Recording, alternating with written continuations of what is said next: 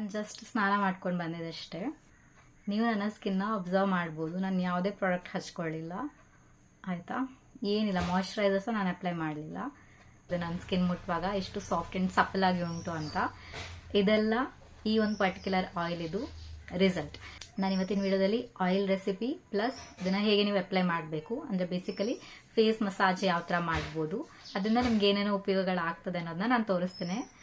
ಈ ಒಂದು ಎಣ್ಣೆ ಉಂಟಲ್ಲ, ನೀವು ನಾನು ಹೇಳೋ ರೀತಿ ರೆಗ್ಯುಲರ್ ಆಗಿ ಡೈಲಿ ನೀವು ಇದನ್ನ ಯೂಸ್ ಮಾಡ್ತಾ ಬಂದ್ರೆ ಇದರಿಂದ ಸಿಗೋ ರಿಸಲ್ಟ್ಗೆ ನೀವು ಶಾಕ್ ಆಗಿಬಿಡ್ತೀರಿ. ನಿಮ್ಮ ಮುಖದಲ್ಲಿರೋ ಕಲೆಗಳನ್ನ ಉಂಟಲ್ಲ, ಇದು ನಿಧಾನವಾಗಿ ತೆಗೆದು ಹಾಕ್ತದೆ, ನಿಮಗೆ ಇನ್ನು ಯೂತ್ಫುಲ್ ಸ್ಕಿನ್ ಕೊಡ್ತದೆ ಅಂತ ಹೇಳ್ಬೋದು. ಸೊ ಐ ಗೆಸ್ ಈ ವಿಡಿಯೋ ನಿಮ್ಗೆ ಇಷ್ಟ ಆಗ್ತದೆ ಅಂತ. ಇದಕ್ಕೆ ಮೇನ್ ಆಗಿರೋದು ಆಯಿಲ್ ಹೇಳಿದ್ರೆ ಆಮಂಡ್ ಆಯಿಲ್. ನೀವು ಯಾವುದೇ ಬ್ರ್ಯಾಂಡಿಂದ ತಗೊಳ್ಳಿ, ಬಟ್ ಬಜಾಜ್ ಆಮಂಡ್ ಆಯಿಲ್ ಎಲ್ಲ ಉಂಟಲ್ಲ ಕೂದಲಿಗೆ ಹಾಕೋದು, ಅದನ್ನು ತಗೊಳ್ಳಿಕ್ಕೆ ಹೋಗಬೇಡಿ. ಪ್ಯೂರ್ ಆಗಿರುವಂಥ ಆಮಂಡ್ ಆಯಿಲ್ ನೀವು ಯಾವುದು ತಗೊಳ್ಬೋದು. ನಿಮಗೆ ಮೆಡಿಕಲಲ್ಲಿ ಸಿಗ್ತದೆ ಹಮ್ದರ್ದಿದು ರೋಗನ್ ಬಾದಾಮ್ ಶೇರಿನ್, ಅದನ್ನ ನೀವು ತಗೊಳ್ಬೋದು. ಒಂದು ಸಣ್ಣ ಬಾಟ್ಲಿಂದ ನೀವು ಶುರು ಮಾಡ್ಬೋದು. ನಿಮ್ಗೆ ಇಷ್ಟ ಆದರೆ ನೀವು ದೊಡ್ಡ ಕ್ವಾಂಟಿಟಿಯಲ್ಲೇನೂ ಮಾಡ್ಬೋದು. ಸೊ ನಾನಿಲ್ಲಿ ಸಣ್ಣ ಬಾಟ್ಲು ತಗೊಂಡಿದ್ದೇನೆ. ಸ್ಕಿನ್ನಿಗೆ ಅಂತ ಬರುವಾಗ ಆಮಂಡ್ ಆಯಿಲ್ ತುಂಬ ಒಳ್ಳೆಯದು. ಇದು ಏನೇನು ಮಾಡ್ತದೆ, ನಮ್ಮ ಸ್ಕಿನ್ಗೆ ಹೈಡ್ರೇಟ್ ಮಾಡ್ತದೆ. ಅದು ಹೇಗೆ, ಸುಮ್ಮನೆ ಹೈಡ್ರೇಟ್ ಅಲ್ಲ, ಡೀಪ್ ಹೈಡ್ರೇಟ್ ಮಾಡ್ತದೆ. ಮತ್ತು ಒಳ್ಳೆ ಮಾಯ್ಶ್ಚರೈಸಿಂಗ್ ಎಫೆಕ್ಟ್ ಕೊಡ್ತದೆ. ಹಾಗಾಗಿ ನಮ್ಮ ಸ್ಕಿನ್ ಗ್ಲೋಯಿಂಗ್, ಸಾಫ್ಟ್, ಸಪ್ಪಲ್ ಅಂತ ಅನ್ಸೋದು. ಮತ್ತು ಇನ್ಫ್ಲಮೇಷನ್, ಇರಿಟೇಷನ್ ಎಲ್ಲ ಇದ್ರೆ ಇದು ರೆಡ್ಯೂಸ್ ಮಾಡ್ತದೆ. ಯಾಕೆಂತ ಹೇಳಿದರೆ ವೈಟಮಿನ್ ಇ ಏನಿದೆ ಅದು ನಮಗೆ ಒಂದು ಆ್ಯಂಟಿ ಆಕ್ಸಿಡೆಂಟ್ ಆಗಿ ಕೆಲಸ ಮಾಡ್ತದೆ. ಇದರಿಂದಾಗಿ ಸ್ಕಿನ್ ಡ್ಯಾಮೇಜ್ ಏನು ಆಗ್ತದಲ್ಲ ಅದನ್ನ ಇದು ಮಿನಿಮೈಸ್ ಮಾಡ್ತದೆ. ಮತ್ತು ಪ್ರಿಮೆಚೂರ್ ಏಜಿಂಗ್, ಅದೇ ನಾನೇನು ಹೇಳಿದೆ ಫಸ್ಟಿಗೆ, ಸುಕ್ಕು, ನೆರಿಗೆ, ರಿಂಕಲ್ಸ್ ಇದೆಲ್ಲ ಇದ್ದರೆ ಇದು ಅದನ್ನು ತುಂಬ ಅದಕ್ಕೆ ರೆಡ್ಯೂಸ್ ಮಾಡ್ತದೆ. ಈ ಆಯಿಲ್ನ ಸ್ಕಿನ್ಗೆ ಡೈಲಿ ಅಪ್ಲೈ ಮಾಡೋದ್ರಲ್ಲಿ ಏನೂ ತೊಂದರೆ ಇಲ್ಲ. ಆಮಂಡ್ ಆಯಿಲ್ ಇದು ಬೆನಿಫಿಟ್ಸ್ ಉಂಟಲ್ಲ ಅಲ್ಲಿಗೆ ನಿಲ್ಲಿಲ್ಲ. ಇದು ಆಕ್ನೆ ಸ್ಕಾರ್ಸ್ನ ಫೇಡ್ ಮಾಡ್ತದೆ, ಹೈಪೋಪಿಗ್ಮೆಂಟೇಷನ್ನ ಫೇಡ್ ಮಾಡ್ತದೆ, ಸ್ಕಿನ್ ಸೆಲ್ ಇದು ಟರ್ನ್ ಓವರ್ನ ಇದು ಹೆಚ್ಚು ಮಾಡ್ತದೆ. ಹಾಗಾಗಿ ಸ್ಕಿನ್ನಲ್ಲಿ ಕಾಂಪ್ಲೆಕ್ಷನ್ ಇನ್ಕ್ರೀಸ್ ಆಗ್ತದೆ, ಆಕ್ನೆ ಮಾರ್ಕ್ಸ್ ಎಲ್ಲ ಡಿಕ್ರೀಸ್ ಆಗ್ತಾ ಬರ್ತದೆ. ನೆಕ್ಸ್ಟ್ ನಾವು ಇದಕ್ಕೆ ಹಾಕಿದೊಂದು ಇಂಪಾರ್ಟೆಂಟ್ ಆಯಿಲ್ ಹೇಳಿದರೆ ಕೊಕೊನಟ್ ಆಯಿಲ್. ತುಂಬ ಜನ ಹೇಳ್ತಾರೆ ಇದು ಪೋರ್ಸ್ ಕ್ಲಾಗ್ ಮಾಡ್ತದೆ ಅಂತ. ಸೊ ನಾನು ಇಲ್ಲಿ ಒಂದು ಟಿಪ್ ಏನು ಹೇಳಲಿಕ್ಕೆ ಇಷ್ಟಪಡ್ತೇನೆ ಹೇಳಿದರೆ, ನಿಮ್ದೇನಾದರೂ ತುಂಬ ಆಯಿಲಿ ಸ್ಕಿನ್ ಇತ್ತು, ನಿಮಗೆ ಬೇಗ ಪೋರ್ಸ್ ಕ್ಲಾಗ್ ಆಗ್ತದೆ, ತುಂಬ ಬ್ಲ್ಯಾಕ್ ಹೆಡ್, ವೈಟ್ ಹೆಡ್ ಎಲ್ಲ ಉಂಟು ಹೇಳಿದರೆ ನೀವು ಕೊಕೊನಟ್ ಆಯಿಲ್ನ ಸ್ಕಿಪ್ ಮಾಡಿ ಬರೀ ಬಾದಾಮ್ ಆಯಿಲ್ನ ಯೂಸ್ ಮಾಡ್ಬೋದು. ನೆಕ್ಸ್ಟ್ ನೋಡೋ ಕೊಕೊನಟ್ ಆಯಿಲ್ ಬೆನಿಫಿಟ್. ಕೊಕೊನಟ್ ಆಯಿಲಲ್ಲಿ ಉಂಟಲ್ಲ, ಅಂದರೆ ಕೊಬ್ಬರಿ ಎಣ್ಣೆಯಲ್ಲಿ ನ್ಯಾಚುರಲ್ ಫ್ಯಾಟಿ ಆಸಿಡ್ಸ್ ಇರ್ತದೆ. ಅಂದರೆ ಇದಕ್ಕೆ ಲಾರಿಕ್ ಮತ್ತು ಕ್ಯಾಪ್ರಿಕ್ ಆಸಿಡ್ ಅಂತ ಹೇಳ್ತಾರೆ. ಸೊ ಈ ಎರಡು ಪರ್ಟಿಕ್ಯುಲರ್ ಆಸಿಡ್ಸ್ ನಮ್ಮ ಸ್ಕಿನ್ಗೆ ಆ್ಯಂಟಿ ಮೈಕ್ರೋಬಿಯಲ್ ಆಗಿ ವರ್ಕ್ ಮಾಡ್ತದೆ. ಅಂದರೆ ಇದು ಹಾರ್ಮ್ಫುಲ್ ಬ್ಯಾಕ್ಟೀರಿಯಾಸ್ ಏನುಂಟು ನಮ್ಮ ಸ್ಕಿನ್ನಲ್ಲಿ ನಮಗೆ ಪಿಂಪಲ್ ಬರೋದಕ್ಕೆ ಅಥವಾ ಇನ್ನೇನಾದರೂ ನಮಗೆ ಪ್ರಾಬ್ಲಮ್ ಕೊಡುವಂಥ ಬ್ಯಾಕ್ಟೀರಿಯಾಗಳನ್ನ ಇದು ಸಾಯಿಸ್ತದೆ. ಹಾಗೆಯೇ ಸ್ಕಿನ್ಗೆ ಹೈಡ್ರೇಟ್ ಮಾಡ್ತದೆ, ಸ್ಕಿನ್ನ ರಿಪೇರ್ ಮಾಡ್ತದೆ ಇದು ಮುಖ್ಯವಾಗಿ. ಮತ್ತು ಡಾರ್ಕ್ ಸ್ಪಾಟ್ಸ್ ಇದ್ದರೆ ಅದು ರೆಡ್ಯೂಸ್ ಆಗ್ತದೆ.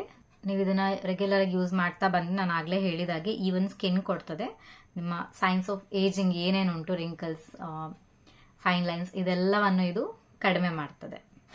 ನಾನು ಈ ಆಮಂಡ್ ಆಯಿಲ್ ಲಿಂಕ್ ಮತ್ತು ಪ್ಯೂರ್ ಕೊಕೊನಟ್ ಆಯಿಲ್ ಲಿಂಕ್ ಎಲ್ಲ ಡಿಸ್ಕ್ರಿಪ್ಷನಲ್ಲಿ ಹಾಕಿರ್ತೇನೆ, ನೀವು ಚೆಕ್ ಮಾಡಿ. ಮತ್ತು ವೈಟಮಿನ್ ಇ ನಾವು ಲೇಟರ್ ಯೂಸ್ ಮಾಡ್ತೇವೆ, ಅದನ್ನು ಹಾಕಿರ್ತೇನೆ, ಡಿಸ್ಕ್ರಿಪ್ಷನಲ್ಲಿ ಚೆಕ್ ಮಾಡಿ. ನೆಕ್ಸ್ಟ್ ಇದರ ಮೇನ್ ಇಂಗ್ರೀಡಿಯೆಂಟ್ ಹೇಳಿದರೆ ಕ್ಯಾರೆಟ್. ಆಯಿತಾ, ಕ್ಯಾರೆಟ್ ಅಂತೂ ಎಲ್ರಿಗೂ ಗೊತ್ತಿದೆ. ಇದನ್ನು ತಿನ್ನೋದ್ರಿಂದ ನಮ್ಮ ಕಣ್ಣಿಗೆ, ನಮ್ಮ ಹೆಲ್ತಿಗೆ, ಸ್ಕಿನ್ನಿಗೆ ಎಷ್ಟೊಂದು ಬೆನಿಫಿಟ್ಸ್ ಉಂಟಲ್ಲ, ಅದನ್ನು ನಾವು ಅಪ್ಲೈ ಮಾಡೋದ್ರಿಂದನೂ ನಮಗೆ ಅಷ್ಟೇ ಬೆನಿಫಿಟ್ಸ್ ಸಿಗ್ತದೆ. ಸೊ ಇದನ್ನು ಹೇಗೆ ನಾವು ಈ ಆಯಿಲ್ಗೆ ಹಾಕೋದು ಅಂತ ನೋಡ್ಕೊಳ್ಳುವ. ನಾನಿಲ್ಲಿ ಒಂದು ಸಣ್ಣ ಗಾತ್ರದಲ್ಲಿ ಕ್ಯಾರೆಟ್ ತಗೊಂಡಿದ್ದೇನೆ, ಯಾಕಂದರೆ ನಾನು ಸಣ್ಣ ಕ್ವಾಂಟಿಟಿಯಲ್ಲಿ ಆಯಿಲ್ ಪ್ರಿಪೇರ್ ಮಾಡ್ತಿರೋದ್ರಿಂದ. ಹೇಳಬೇಕಂದ್ರೆ ಒಂದು ಅರ್ಧ ಭಾಗದಷ್ಟು ಕ್ಯಾರೆಟ್ ಮಾತ್ರ. ಇದನ್ನು ಚೆನ್ನಾಗಿ ತುರಿದು ಎಣ್ಣೆಗೆ ಸೇರಿಸ್ಕೊಳ್ಳೋದು. ಅದನ್ನು ನೀವು ವೆರಿ ಲೋ ಫ್ಲೇಮಲ್ಲಿ, ಎಷ್ಟು ಲೋ ಆಗ್ತದೆ ಅಷ್ಟು ಲೋ ಫ್ಲೇಮಲ್ಲಿ ನೀವು ಒಂದೊಂದು ಸರಿ ಒಂದೊಂದು ಗ್ಯಾಸ್, ಅಂದರೆ ನನ್ನ ಗ್ಯಾಸ್ ಇನ್ಕ್ಲೂಡಿಂಗ್, ಹೇಗೆ ಹೇಳಿದರೆ ನಾವು ಲೋ ಮಾಡಿದ ತಕ್ಷಣ ಉಂಟಲ್ಲ ಅದು ಫ್ಲೇಮ್ ತುಂಬ ಲೋ ಆಗೋದಿಲ್ಲ. ಅದಕ್ಕೆ ನಾನೇನು ಮಾಡ್ತೇನೆ, ಆಫ್ ಮಾಡ್ಲಿಕ್ಕೆ ಹೋಗ್ತಿದ್ದಾಗೆ ಲೋ ಆಗ್ತದಲ್ಲ ಅಲ್ಲಿಗೆ ಇಡ್ತೇನೆ ನಾನು ಟೆಂಪ್ರೇಚರ್. ಸೊ ಅದು ತುಂಬ ಲೋ ಆಗಿ ತುಂಬ ಸಣ್ಣ ಗ್ಯಾಸಲ್ಲಿ ಉರಿತದೆ. ಇದು ನಮಗೆ ಒಳ್ಳೆ ಫ್ರೈ ಆಗಬೇಕಲ್ಲ, ಒಳ್ಳೆ ರೋಸ್ಟ್ ಆಗಬೇಕು. ಹಾಗಾಗಿ ತುಂಬ ಲೋ ಫ್ಲೇಮಲ್ಲಿ ಇಡಬೇಕು. ಕ್ಯಾರೆಟ್ ನಮ್ಮ ಸ್ಕಿನ್ನಿಗೆ ನ್ಯೂಟ್ರಿಯೆಂಟ್ ರಿಚ್ ಪವರ್ ಹೌಸ್ ಅಂತ ಹೇಳ್ಬೋದು. ಇದರಲ್ಲಿ ಬೀಟಾ ಕ್ಯಾರೆಟಿನ್ ಇರ್ತದೆ, ವೈಟಮಿನ್ ಇ ಇರ್ತದೆ, ಪ್ರೋ ವೈಟಮಿನ್ ಎ ಇರ್ತದೆ. ಇದೆಲ್ಲವೂ ಒಂದು ಹೆಲ್ದಿ ಸ್ಕಿನ್ಗೆ ಬೇಕಾಗಿರುವಂಥ ಅಂಶಗಳು. ಡ್ರೈ ಸ್ಕಿನ್, ಸೆನ್ಸಿಟಿವ್ ಸ್ಕಿನ್ ಇದ್ದರೆ ಇದೊಂದು ಎಕ್ಸಲೆಂಟ್ ಆಗಿ ವರ್ಕ್ ಮಾಡ್ತದೆ ನಮ್ಮ ಸ್ಕಿನ್ಗೆ. ನಮ್ಮ ಸ್ಕಿನ್ನ ಮಾಯ್ಶ್ಚರ್ನ ಇದು ರಿಸ್ಟೋರ್ ಮಾಡ್ತದೆ, ಜೊತೆಗೆ ಪೋರ್ಸ್ ಏನು ಕ್ಲಾಗ್ ಮಾಡ್ಲಿಕ್ಕೆ ಹೋಗೋದಿಲ್ಲ. ಇದರಲ್ಲಿ ಆ್ಯಂಟಿ ಏಜಿಂಗ್, ಆ್ಯಂಟಿ ಆಕ್ಸಿಡೆಂಟ್ ಪ್ರಾಪರ್ಟೀಸ್ ತುಂಬ ಉಂಟು. ಇದರಿಂದಾಗಿ ಸ್ಕಿನ್ ಇಲಾಸ್ಟಿಸಿಟಿ ಜಾಸ್ತಿ ಆಗ್ತದೆ ಮತ್ತು ಫೈನ್ ಲೈನ್ಸ್, ರಿಂಕಲ್ಸ್ ಅಪಿಯರೆನ್ಸ್ ಎಲ್ಲ ಕಡಿಮೆ ಆಗ್ತಾ ಬರ್ತದೆ. ಡಾರ್ಕ್ ಸ್ಪಾಟ್ ರೆಡ್ಯೂಸ್ ಮಾಡಿ ಸ್ಕಿನ್ ಟೋನ್ನ ಈವನ್ ಮಾಡಲಿಕ್ಕೆ ಇದು ಹೆಲ್ಪ್ ಮಾಡ್ತದೆ. ಹೈಪರ್ ಪಿಗ್ಮೆಂಟೇಷನ್ ಇದ್ದರೆ ಮೆಲನಿನ್ ಪ್ರೊಡಕ್ಷನ್ ಇದು ರೆಗ್ಯುಲೇಟ್ ಮಾಡ್ತದೆ.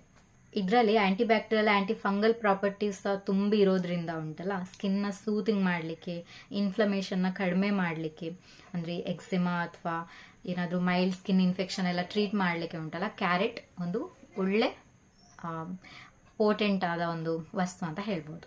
ಸೊ ಇದನ್ನೆಲ್ಲನೂ ಕಂಬೈನ್ ಮಾಡಿ ಲೋ ಫ್ಲೇಮಲ್ಲಿ ರೋಸ್ಟ್ ಮಾಡಿ ಇದನ್ನು ಕಂಪ್ಲೀಟ್ ತಣ್ಣಗಾಗಲಿಕ್ಕೆ ಬಿಟ್ಟು ನೀವು ಇದನ್ನು ಸ್ಟ್ರೈನ್ ಮಾಡ್ಕೋಬೇಕು. ಸ್ಟ್ರೈನ್ ಮಾಡಿದ್ರೂ ಅಷ್ಟೇ ಅದರಲ್ಲಿ ಇನ್ನೂ ಎಣ್ಣೆ ಅಂಶ ಇರ್ತದೆ. ನೀವು ಇದನ್ನು ಓವರ್ ನೈಟ್ ಹಾಗೇನೆ ಬಿಡಿ, ಅದರಲ್ಲಿರೋ ಎಲ್ಲ ಡ್ರಾಪ್ ಆಯಿಲ್ ಸ್ಟ್ರೈನ್ ಆಗ್ತದೆ ನೀಟಾಗಿ. ಅದನ್ನು ಒಂದು ಕ್ಲೀನ್ ಆದ ಜಾರಿಗೆ ಯಾವ್ದಕ್ಕಾದ್ರೆ ಹಾಕೊಂಡು ಇಟ್ಕೊಳ್ಳಿ, ಏನೂ ಆಗೋದಿಲ್ಲ. ನಾವು ತುಂಬ ಇದನ್ನು ಒಳ್ಳೆ ರೀತಿಯಲ್ಲಿ ಕಾಯಿಸಿ ಪ್ರಿಪೇರ್ ಮಾಡಿರೋದ್ರಿಂದ ಇದು ಹಾಳಾಗ್ತದೆ, ನೀವು ಇಷ್ಟು ಅಲ್ಲಿ ಇಲ್ಲಿ ಇಟ್ಟರೆ ಇದರ ಶೆಲ್ಫ್ ಲೈಫ್ ಕಮ್ಮಿ ಆಗ್ತದೆ, ಆ ಥರ ಏನೂ ಇಲ್ಲ. 1 ಅಥವಾ 2 ವೈಟಮಿನ್ ಇ ಆಯಿಲ್ ಕ್ಯಾಪ್ಸೂಲ್ನ ಹಾಕ್ಬೋದು ಕಟ್ ಮಾಡಿ. ಅದರ ಎಣ್ಣೆ ನೀವು ಇದಕ್ಕೆ ಲಾಸ್ಟಲ್ಲಿ ಆ್ಯಡ್ ಮಾಡಿ ಇದನ್ನು ಮಿಕ್ಸ್ ಮಾಡಿ ಇಟ್ಕೊಳ್ಳಿ.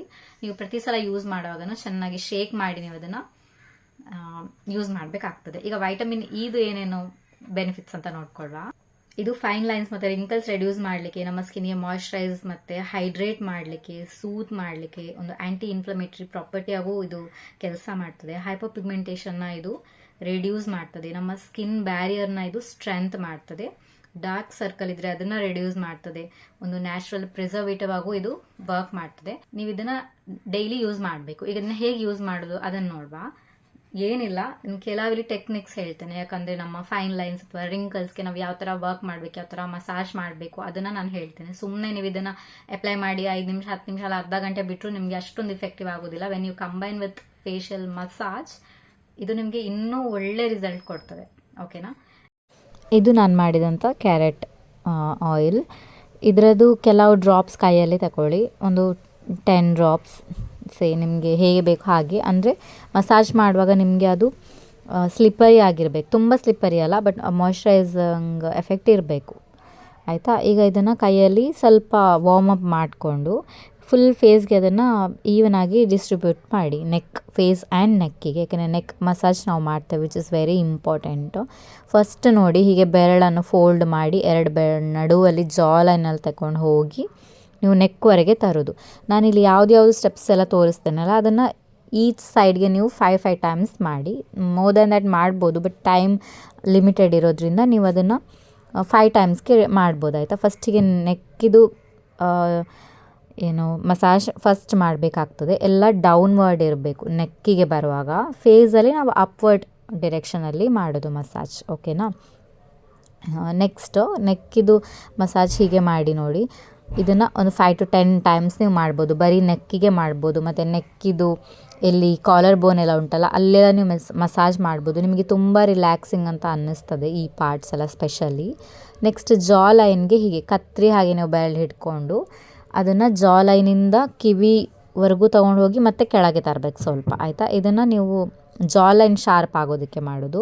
ಇನ್ನೊಂದು ಜಾ ಲೈನಿಗೆ ಹೀಗೇ ಫಸ್ಟ್ ಮಾಡಿದ್ವಲ್ಲ ಬೆರಳು ಫೋಲ್ಡ್ ಮಾಡಿಕೊಂಡು, ಇದು ನಿಮ್ಗೆ ಯಾವುದೇ ಗುವಾಶಾ ಅದು ಇದು ರೋಲರ್ಗಿಂತ ಎಲ್ಲ ನಿಮ್ಮ ಬೆರಳೇ ಬೆಸ್ಟ್. ಆಯಿತಾ? ನಿಮ್ಮ ಹ್ಯಾಂಡ್ಸ್ ಬೆಸ್ಟ್. ನೆಕ್ಸ್ಟ್ ನೋಡುವ, ಈ ಸ್ಮೈಲ್ ಲೈನ್ಸ್ ಇರ್ತದಲ್ಲ, ಉಗುರು ಇರಬಾರ್ದು ಮೇಯ್ನಾಗಿ. ಯಾಕಂದರೆ ಪರ್ಚ್ಕೊಳ್ಬೋದು ನೀವು, ನಿಮಗೆ ಅದು ಇರಿಟೇಟ್ ಮಾಡ್ಬೋದು. ಸೊ ಉಗುರು ಇಲ್ಲದಾಗೆ ನೋಡ್ಕೊಳ್ಳಿ. ನಿಮ್ಮ ಫಿಂಗರ್ ಟಿಪ್ಪಲ್ಲಿ ಮಸಾಜ್ ಮಾಡಿ ನೋಡಿ. ಹೀಗೆ ಸ್ಮೈಲ್ ಲೈನ್ಸಿಗೆ ನಾವು ಮಾಡೋದು ಇದನ್ನು. ಒಂದು ಸೈಡ್ ಹೀಗೆ, ಇನ್ನೊಂದು ಸೈಡ್ ಹಾಗೆ. ಇದನ್ನು ಮಾಡುವಾಗ ನೀವು ಒಂದು 10-15 ಸರಿ ಮಾಡ್ಬೋದು ಈಚ್ ಸೈಡಿಗೆ. ಅಥವಾ ನಿಮಗೆ ಟೈಮ್ ಜಾಸ್ತಿ ಇದ್ದರೆ ಈಚ್ ಸ್ಟೆಪ್ಸ್ ನೀವು ಜಾಸ್ತಿ ಸಹ ಮಾಡ್ಬೋದು. ಕೌಂಟ್ ಇಷ್ಟೇ ಮಾಡಬೇಕಂತಿಲ್ಲ, ಮಿನಿಮಮ್ 5 to 10 ಟೈಮ್ಸ್. ಆಯಿತಾ? ಮ್ಯಾಕ್ಸಿಮಮ್ ನೀವು ಎಷ್ಟಾದರೂ ಮಾಡಿ, ನಿಮ್ಮ ಇಷ್ಟ, ನಿಮ್ಮ ಖುಷಿ.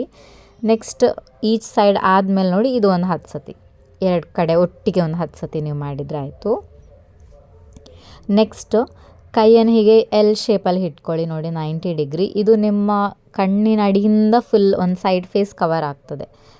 ಹೀಗೆ ಇದನ್ನು ಒಂದು 5 ಸತಿ ಈಚ್ ಸೈಡ್ ಮಾಡಿ. ಈಚ್ ಸೈಡ್ ಆದಮೇಲೆ ಮತ್ತೆ ಒಂದು 5 ಸತಿ 2 ಸೈಡ್ ಒಟ್ಟಿಗೆ ಮಾಡಿ, ಬೋತ್ ಸೈಡ್ಸ್.